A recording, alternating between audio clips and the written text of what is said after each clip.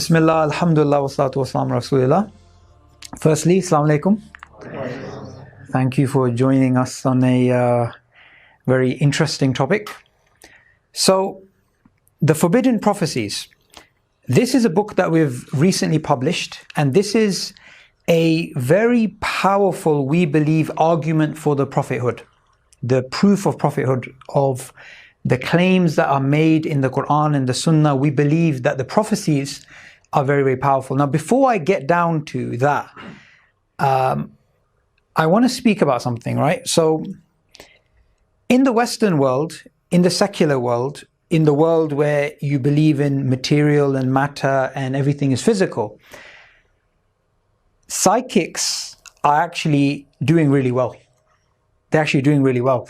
So if you go down to New York, London, Tokyo, Shanghai, Brazil, whatever, you're going to come across these psychics. You're going to come across these people who are going to speak about, I can tell you the future, I can tell you who you're going to get, if you want to get married to somebody, do you want someone to like you?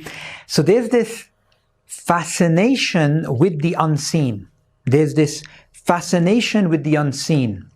And this fascination hasn't gone away, although religion to a large extent has died within the Western world. So this particular type of interest in what people just want to know about the future, this interest has not actually gone away. So from the ancient times, as you can see there, from the times of the ancient Mayans to the modern day occult movements that we have this fascination with the unseen, and this is timeless. This is not something which you can say, okay, so since human beings started to use science and reason and mathematics and logic, that these things go away. In fact, something quite interesting, during the Victorian times, what we know now today as Darwin's theory, this was known as Darwin and Wallace's theory. Darwin and Wallace. However, over time, Wallace was whitewashed from history and it just became Darwin's theory. Why that's the case is because he moved away. He didn't believe natural selection could be applied to human beings. But there's also something else very interesting about Wallace. He became involved in spiritualism. Although he was a scientist, although he was not into traditional religions, it was so attractive that he started getting involved in those types of things. So this type of behavior is contagious. Gave that away earlier. Netflix, right? So recently we had Muslims going crazy over this particular film, because this is about end time eschatology, the Islamic science of the end of times. So we have this fascination with this. In fact, what you find is, even if you go to a place like Japan, which is very much away from religion, they don't have this traditional belief in religion anymore. In a place like Japan, Walaikum Salam, they still have this thing about numbers, this thing about, something being unlucky or something being, they have this unseen sort of, not paranoia, but this obsession with the unseen. And these things are obviously, when Netflix, when movies like, the shows like this, when they come to, the front, it reignites something within us that we already have. We already have this sort of desire to want to know about the unseen and want to know about end-time eschatology and whatnot. So, what I want to speak about is that this knowledge is not superficial knowledge. This knowledge that we're going to gain now in the next 40 minutes, whatever, this is not superficial knowledge. A friend of mine who used to be a very militant atheist, they were a Christian, then they became a very militant atheist for a number of years. And then they eventually came around to believing in God. Not believing in religion, but believing in God. And then they became Muslim. And one of the things they said about Islam is that when they read the end time prophecies in Islam, it felt like that. It felt like a newspaper from the future. Yeah, burning news, something from the future.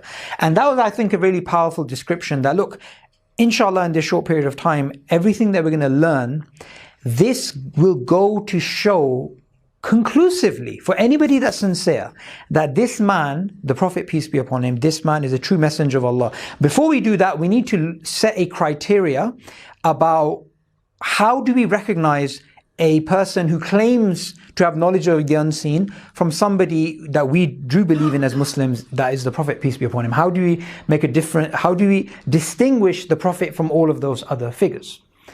So this is a very difficult criteria to match, right? This criteria is very difficult. It's like pushing a boulder up a mountain which is just on an incline. Why is that? Because we want these criteria to be fulfilled. And as we're going to see, these are quite tough.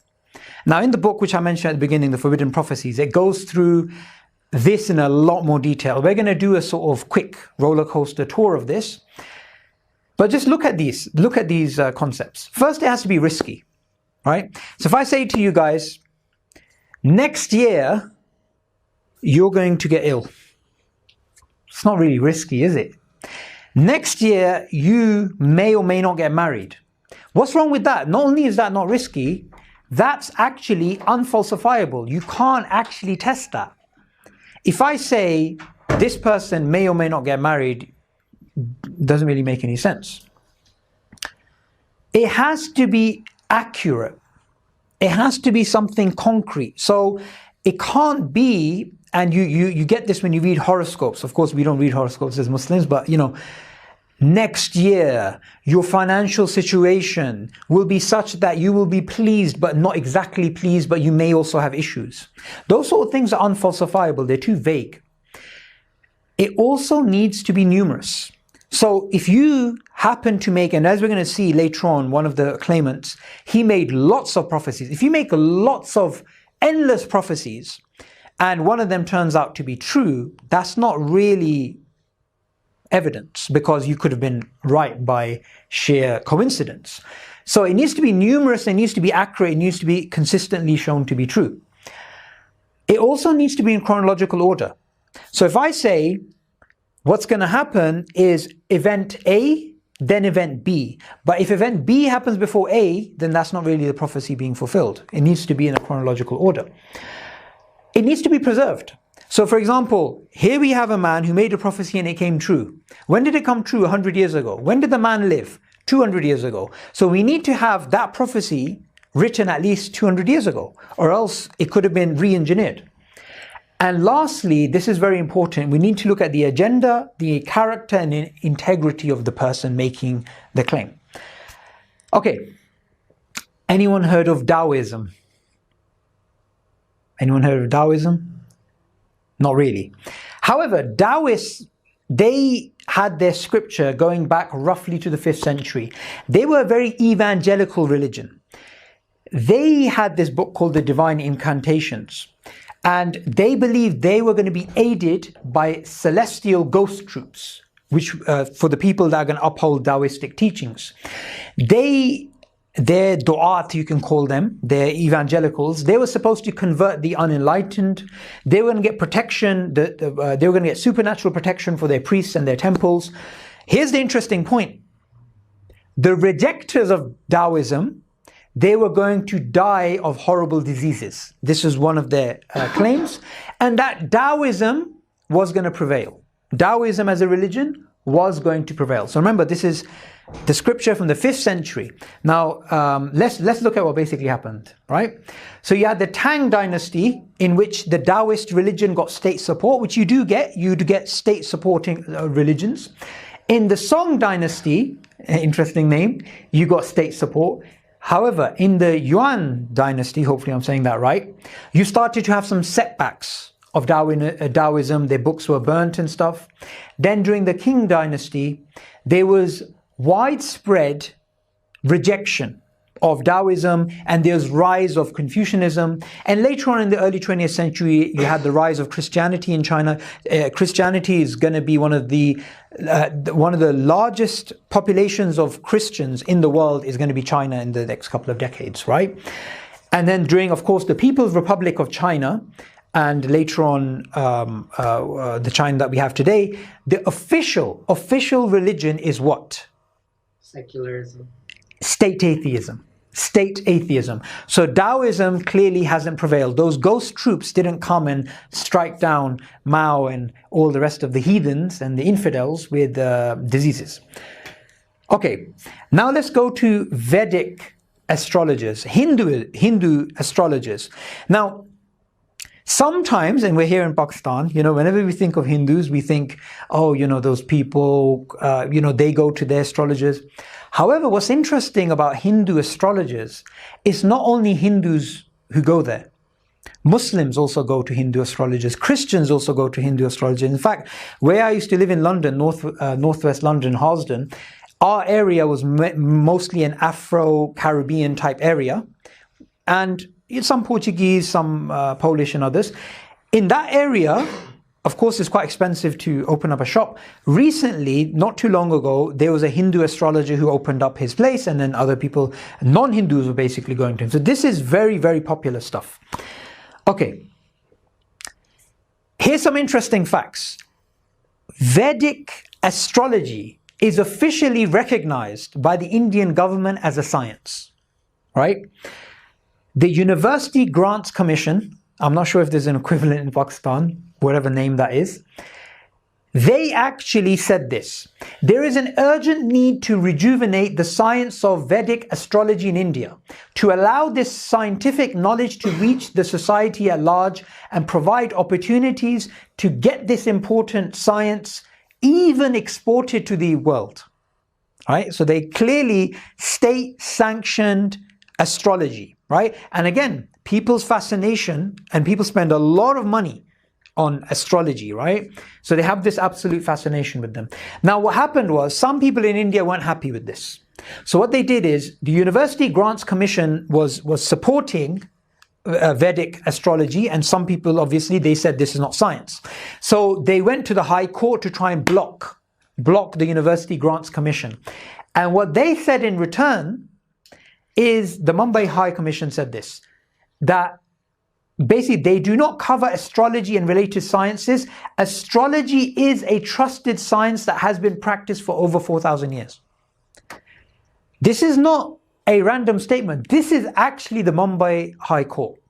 So there is a lot of trust in Vedic astrology till today. However, a physicist from India, Jayant Narlikar, I don't know how I'm pronouncing that, he wanted to do a scientific experiment to show that this is not science. So what he did is this is really funny actually. 200 children, 100 children who are intelligent, and 100 children which were intellectually disabled, right? And he took their dates, obviously, and these Vedic astrologers, they go by dates and they come up with their stuff. He used 27 astrologers with an average of 14 years of experience. 14 years of experience amongst, each person had about average of 14 years. Now here's the thing, you had 200 children, 100 intelligent, 100 that were not intelligent, they were intellectually disabled. I don't know what that means, but that's what it says.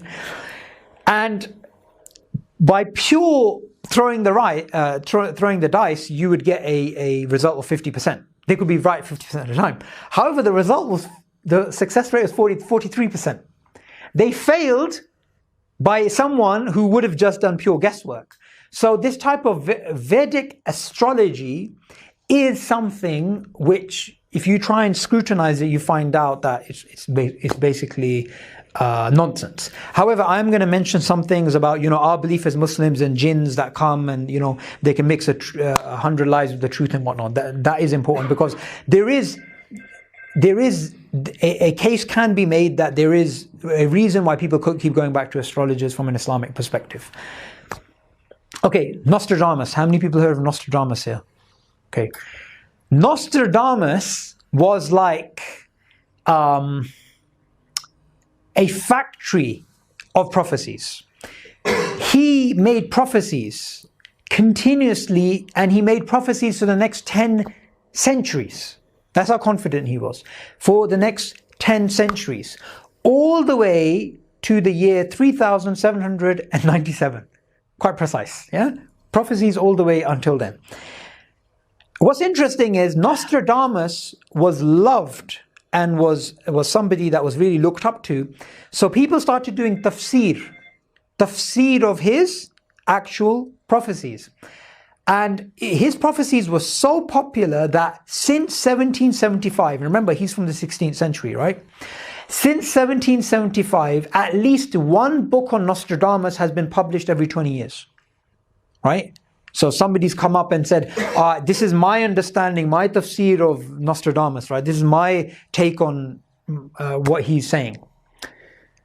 And since 1940, it's actually been one book, 1840, it's been one book every decade. One book every decade. So he's definitely the most popular historically. People have done whole explanations on his prophecies. Okay. However, if you look at his prophecies, and as Muslims, we know we shouldn't be going to these types of people, but from a purely analytical point of view, what you find is something like this. These are two different prophecies which I put up here. To support the great troubled cape, the Reds will march in order to clarify it. A family will be almost overcome by death. The red ones will knock down the red one. Could you be more vague? I don't understand what that is saying. However, somebody with a bit of imagination can say red. Right, the Reds are going to take on the red. Who was red? Oh, the Soviet Union, they were red. Oh, Soviet Union collapsed. One of the theories why it's collapsed is internal strife, which is red against red. Oh, do you see? It's just so vague, anyone could come up with it. Look at another prophecy. The great swarm of bees will arise, such that one will not know whence they came. By night the ambush, the sentinel under the vine, city delivered by 5 babblers, not naked. Right, getting explicit there, right? I don't understand. I really don't understand what he's trying to say. However, that could mean many different things to many different people. Okay, so Nostradamus is vague, and where he's vague, you can't say he's right, you can't say he's wrong, you can't say anything because he's purely vague. However, when he is precise, he's wrong. Not every single time, because some of the years, like he's got predictions in the future, but what we can test. Here's what he says. In the year 1999, most of you I think were familiar with everybody going crazy at that time, right? In the 7th month, all right, that's quite precise. From the sky will come the great king of terror, bringing back to life the great king of the Mongols. Before and after, Mars to reign by good fortune. Right, then it goes into vagueness, right? We don't understand the last bit, but we do understand something terrible is going to happen in the year 1999. People started actually panicking. If you actually look at different countries at the time, people started panicking. Some people thought the great terror in the sky, nuclear weapons. Other people thought Dajjal, Antichrist, right? 1999 came, and what happened in 1999? Nobody knows, right? It's irrelevant. It's nothing important actually happened.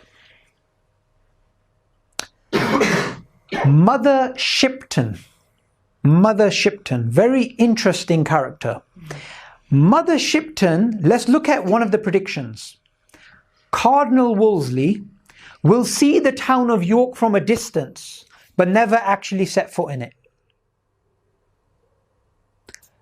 The confirmation in 1530, Cardinal Wolsey, who was a real person, he did actually see the town of York, and before he could enter it, before he traveled there, he received a message from the king, and then he had to come back to London, and on the way he died. So this is a precise prediction which was confirmed. So what's going on here?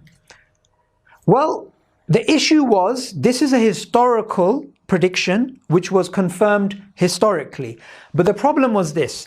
The confirmation of what happened was 1530, and the earliest written record of Mother Shipton, who's known as the English Nostradamus, the earliest written record was 1641.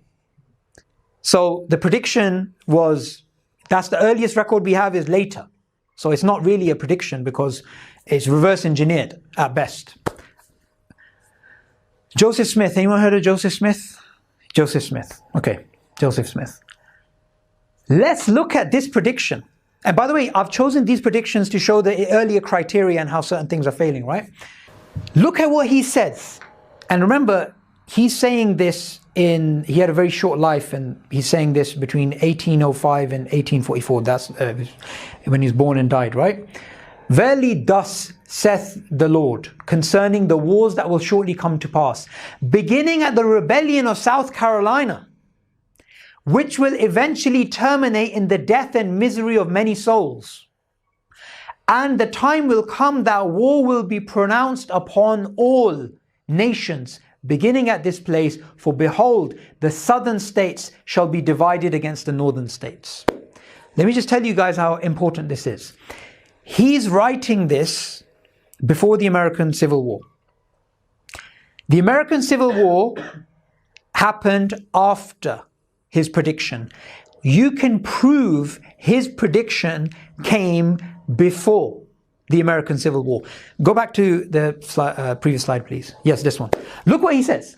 South Carolina is where the rebellion is going to begin, and the North is then going to fight the South. So he's not only telling you a civil war is coming, next slide please, he's telling you it's going to begin in South Carolina, and then it's going to be North versus South, and many people are going to perish. Anyone know where the American Civil War started? South Carolina. And it was the North versus the South. So this prediction was confirmed. And Joseph Smith and his followers, Joseph Smith made the prediction, he died before it was fulfilled, and his followers were using this as evidence that he is a true prophet of God. Okay? And he's the founder of Mormonism, right? Next slide, please. However, here's the problem with his prediction. Congressman John Randolph, who didn't claim to be a prophet, in 1807, he made the same prediction. American statesman John Calhoun stated in 1847 the very same thing, that North is going to fight against the South. Here's another fact before these two guys, they basically said that the North is going to fight against the South. Why? Because that was a political matter that was boiling over that any perceptive mind would have actually said. So we have statements going back before Joseph Smith that say the North is going to fight the South.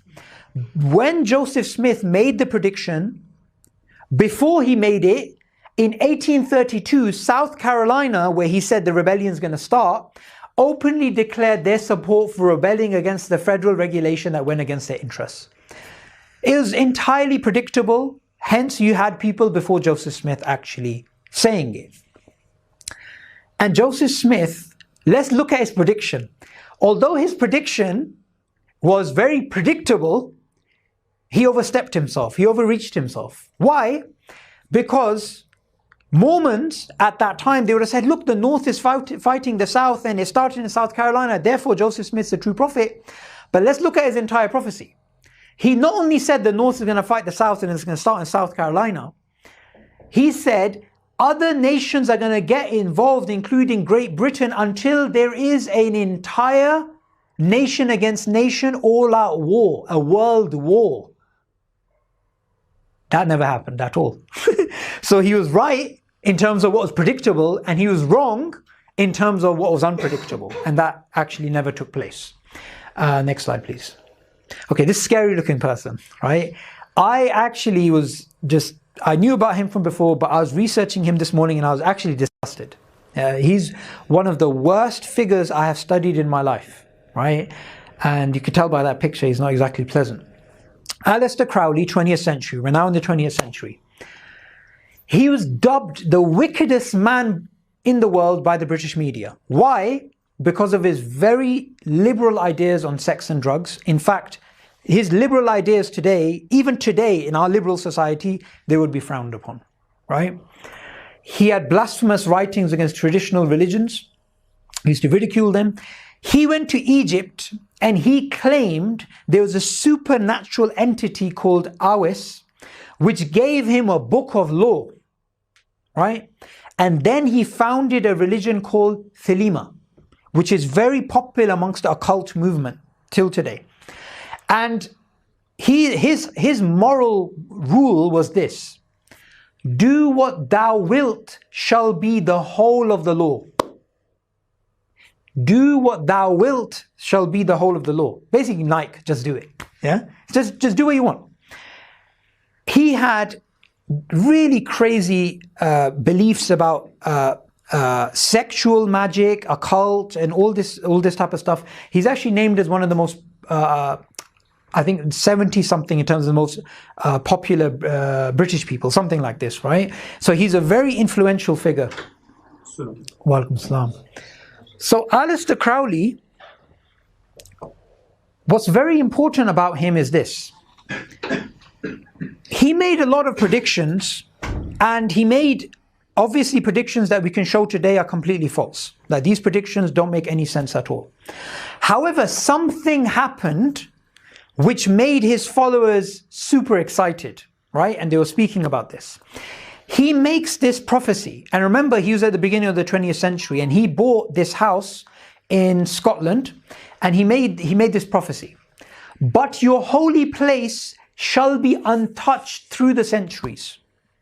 He's speaking about himself. But he claimed the book of law was not his book, but was revealed to him. Yeah?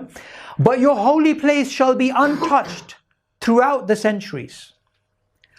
Though with fire and sword it will be burnt down and shattered, yet an invisible house there standeth, and shall stand until the fall of the great equinox, right?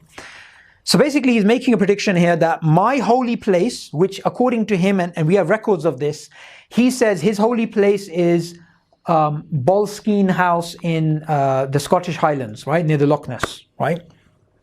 He says it's going to be burnt down, but then an invisible house is going to be there, and it's going to remain till some other event happens. In this is a BBC article. Very, very recently, the house basically burnt down. That house burnt down. And obviously the people, cultist type people, they were very influenced by this. However, there's a clear problem. Number one, this could be a self-fulfilling prophecy. Self-fulfilling prophecy. Very easy. It's very predictable. Two, what's the chances of a house catching fire, right? If you say something like, in the future, my house will survive for some maybe centuries, but then there'll be a fire. Well, come on, everybody has had, there's a fire in the street, there's this going on, there's that going on, especially at the time that he was alive, there was a lot more of this going on. So a complete prediction, something not really risky, something that you can reverse engineer, or you can not reverse engineer, you can actually self-fulfill. So not something that we can actually take as a prophecy. So when we look at the objective criteria, risky, accurate, concrete, unpredictable, numerous, chronological order, falsifiable, consistent rewrite, preservation. Aleister Crowley fails on most accounts, but the account that he fails on, which we should highlight, is his character, his integrity, and his agenda, right? Because he was, as a person, a very sick character, right, in terms of his depraved ideas on drugs, on sex, and on other sorts of issues. So according to the objective criteria, from the time of the ancient Mayans to Aleister Crowley, you find this failure. You find this consistent failure to reach this objective standard. Now we start off on a quick sort of journey about the Prophet ﷺ, right? He claimed he was a true messenger of God. And what we find is, according to the criteria which I mentioned previously, if you go back one slide, he makes predictions which we can actually test in this way. In fact, what you will not really find is that not only are his predictions within this matrix, they actually surpass this matrix as well. Why? Because there's one aspect which I didn't put in this criteria, which you can actually apply to the other, which I didn't actually apply to the other people, which is counterfactuals. Sometimes the Prophet ﷺ will say something and then say something else, and these two things seem to contradict, yet they both actually happened. Because it seems one will contradict the other, but that doesn't actually happen. And I didn't even put that as a criteria for the other people, but for the Prophet ﷺ, that even goes through. Next slide, please. He spoke about the defeat of Rome and Persia.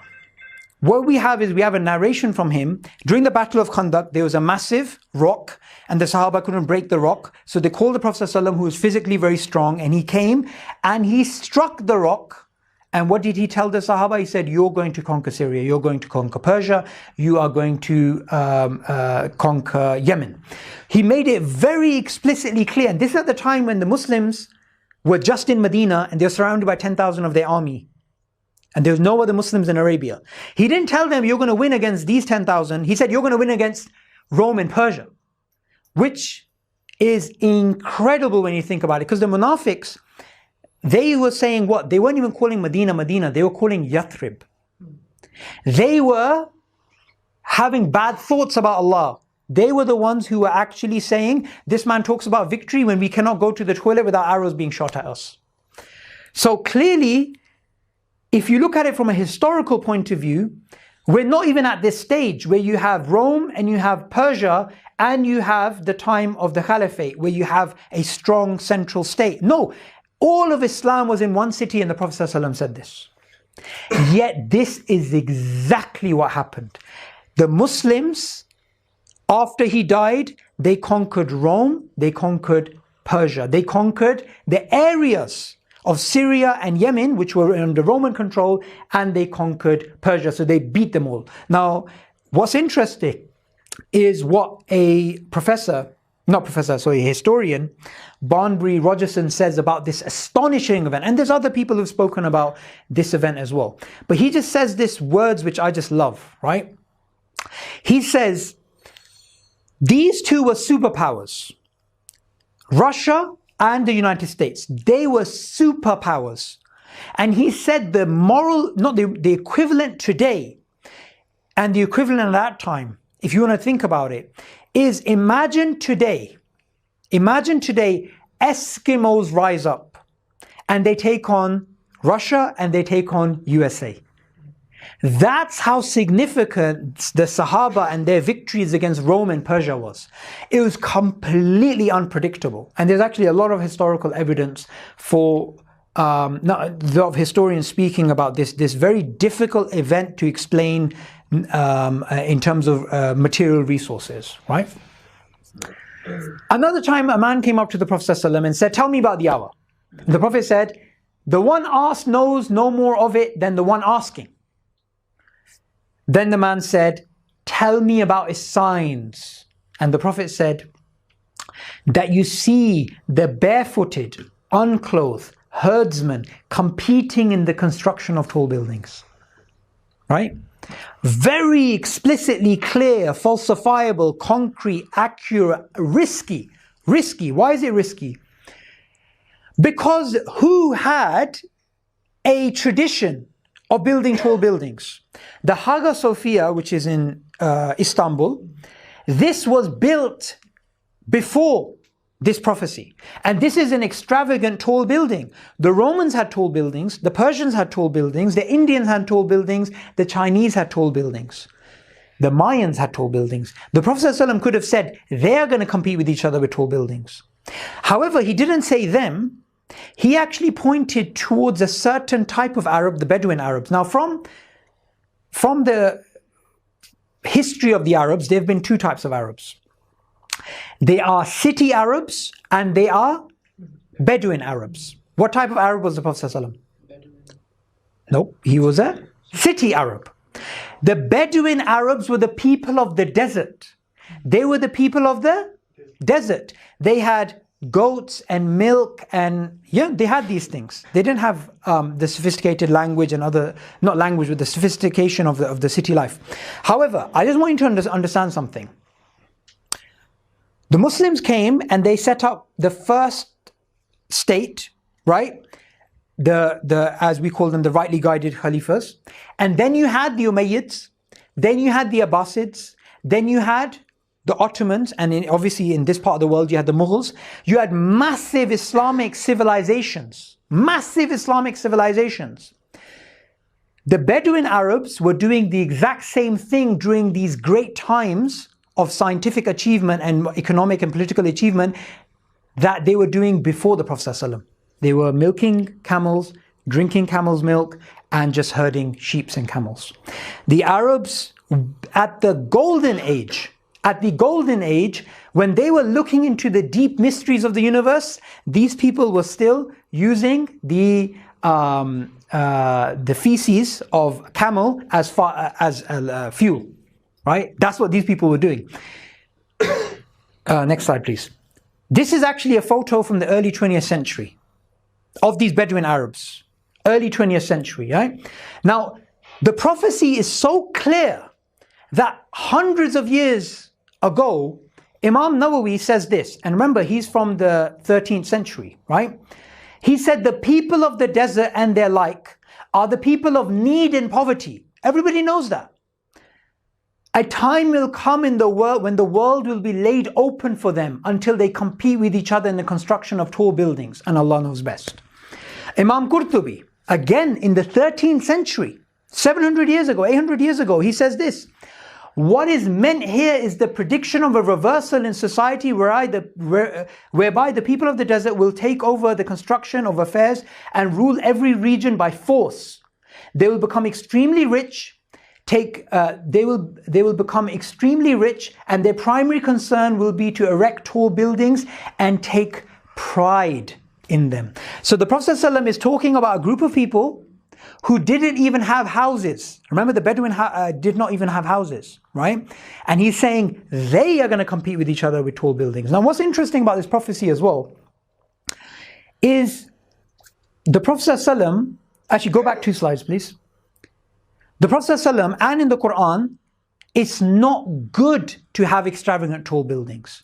In fact, the Prophet's own mosque, when it became too big for the people worshipping there, the Sahaba wanted to build it, extend it, and the Prophet didn't want that. In the Quran, Allah says, do you build on every high a monument? Vain is what you do, and you make strong fortresses as if you will live you'd live forever. So if it was a prophecy which the Prophet ﷺ wanted to come true, he would have said it about the city Arabs, which were the Sahaba, and told them, and it would have been his sunnah to build tall buildings. But he never did that. He didn't tell people to do that. In fact, it was the opposite.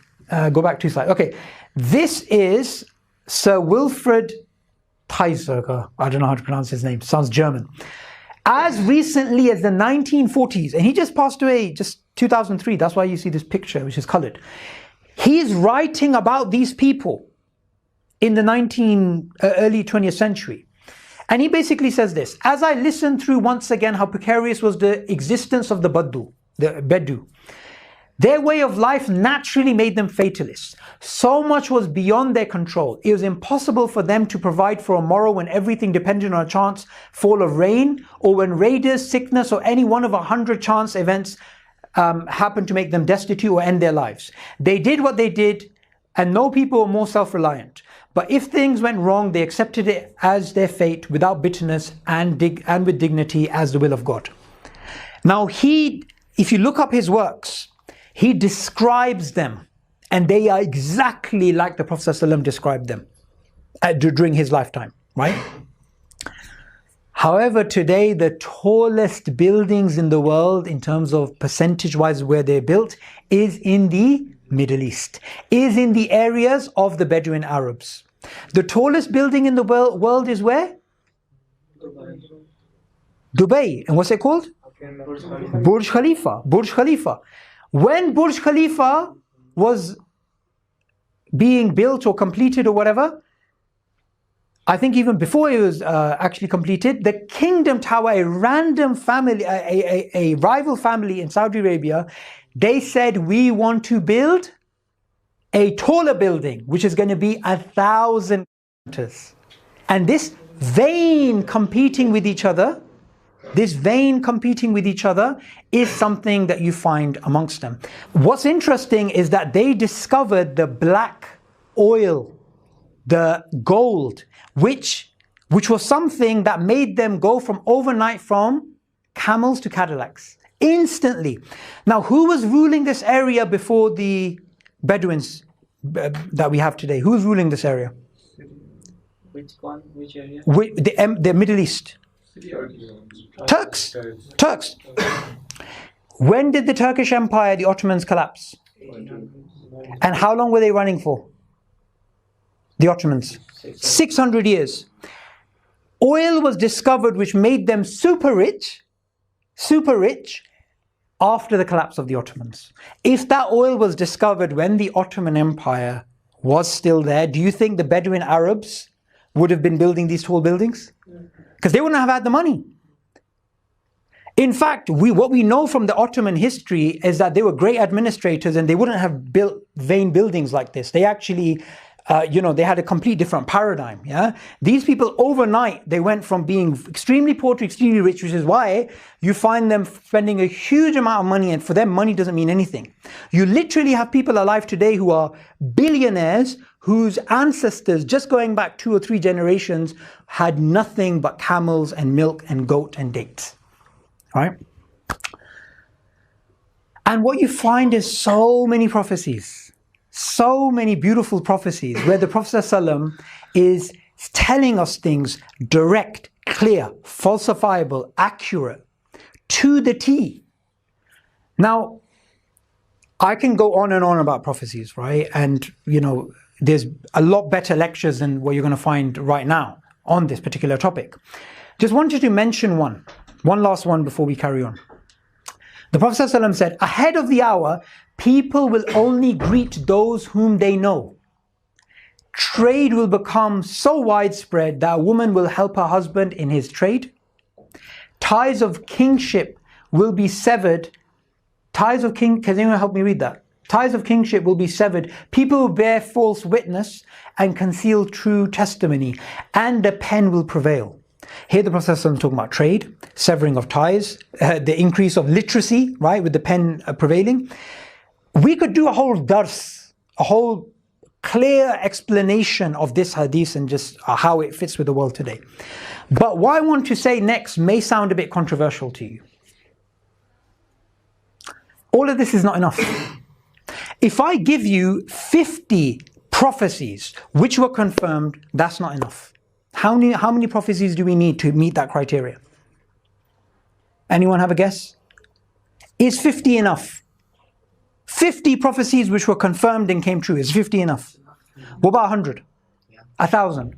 What if I was to tell you, if there was 1,000,000 prophecies of the Prophet ﷺ where he said things which were risky, unpredictable, falsifiable, chronological order, and they were confirmed, what if I was to tell you 1,000,000 of them is not enough? Would you say I'm right or wrong? Wrong. You have show of hands, right or wrong? Raise your hand if you think I'm wrong. If 1,000,000 prophecies is not enough. Okay. If we think miracles, prophecies are enough, we should all follow Dajjal. Why? Because he's going to give you, in front of your very eyes, things that supposedly look dead come back to life. He's going to command the sky to rain and it's going to look like it's raining. He is going to do things which is going to confuse the hell out of you. Right? Isa alayhi salam, whatever he did with Allah's permission. Dajjal is going to claim he's doing it by himself. So why are we not going to follow Dajjal? Because he's doing miracles, and we also have the miracles of the Prophet, but he's doing miracles. What's the difference? The difference is the theology. What is his theology? Who's God? He's God. The theology of the Prophet ﷺ is that Allah is worthy of worship. It doesn't matter if a man comes like him and says, here's a miracle, here's a prediction, here's this.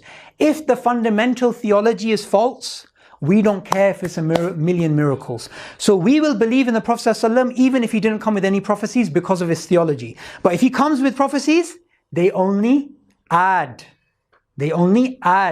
to the proof of prophethood.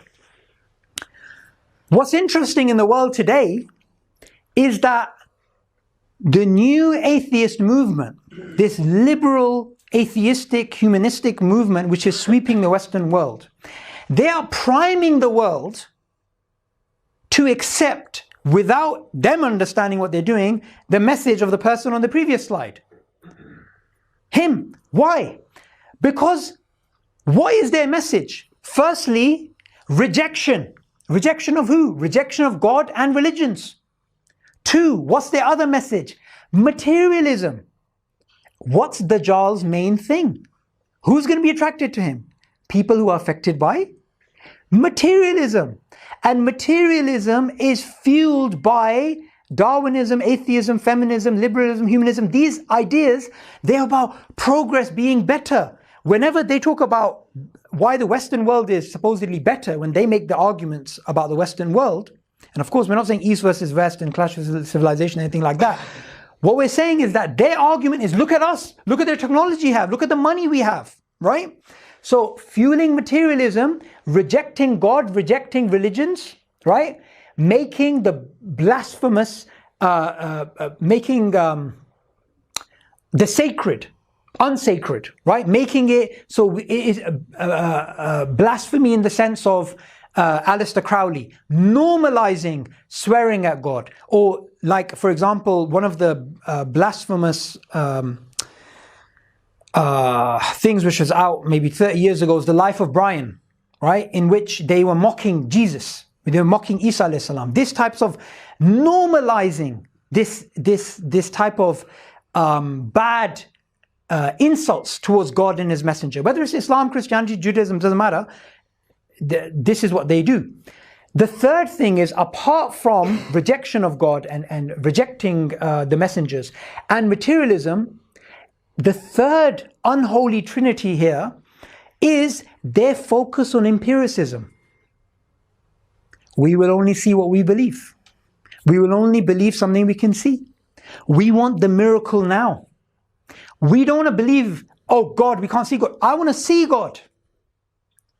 This unholy trinity of rejection of traditional belief in God, increase in materialism, which is the fodder that Dajjal needs to attract people, and the focus on empiricism. If they want a physical God, that's what Dajjal is going to be. And if you look at Surah Kahf, that we're supposed to read in protection for the Dajjal, look at the messages in that surah. One of the messages, in fact, many of the messages, they exactly correlate with a counter to the new atheist sort of priming. Because why? One of the messages in this surah is materialism. Is it not? The man with the garden, right? One of the messages is to believe in the unseen, which is the story of the people of the cave, which is something they deny. And also, one of the things here is about the man who he believes in his physical resources more than Allah. And he says, I do not think the day of judgment will come. Again, empiricism. So what you find is rejection, which I spoke about, materialism and empiricism. All three of these things are denied explicitly in this surah. Because this surah, when we're supposed to recite it in protection for the Dajjalic worldview, for Dajjal, it's the meaning. It's not just the sounds, it's the meaning. And the meaning is, interestingly enough, what the new atheist movement is actually priming the world towards. So I just want to end upon this slide. It's not, like I mentioned, it's not enough for the Prophet ﷺ to come with those prophecies. It's not enough. Yeah? The Prophet comes and he says, this will happen in the future, that will happen in the future, and it happened. We don't go by miracles alone. We need to look at the character. Now I want to end upon this thing. A few months ago, here in Pakistan, February 2019, when you had the tension between India and Pakistan, right? What was the mood like? What was the mood like in Pakistan when India, Pakistan were about to go to war? Without using any expletives, yeah? Quite electric, passionate, nationalistic, okay? What was the mood like in India against Pakistan at that time? Same. Everybody was in that euphoric, nationalistic fever. The Indian pilot is captured, right? And there's a lot of tension between the two countries. I want to ask you something. What if in New Delhi there was a march just after the Indian pilot was captured and the plane was shot down, and there was a march in which you had all these guys with the India flag, and you had somebody who went there in the protest and raised up the Pakistan flag, what would happen to him? Not meat, but the vegetarian. They make a samosa chaat out of you. You're finished. Okay, likewise, here in Pakistan, there's a protest going on in Islamabad, and all these nationalistic Pakistani people are there, and somebody goes there and raises up the India flag. What's going to happen? Keema, right? Finished. Done. Killed. Whatever. Human beings, we sociologically conform to our society. We do what other people do, right? You go to a different country, you slowly start acting like them, talking like them, dressing like them. Studies have shown human beings deny their own perceptions to fit with society. There's lots of social experiments to prove this. However, what's interesting is this. The Prophet ﷺ raised the flag of Tawheed in a land of shirk on his own, which is wallahi more difficult than raising the flag of India in Islamabad. Why? Because the Arab society was a society which economically, politically, socially, culturally relied upon shirk.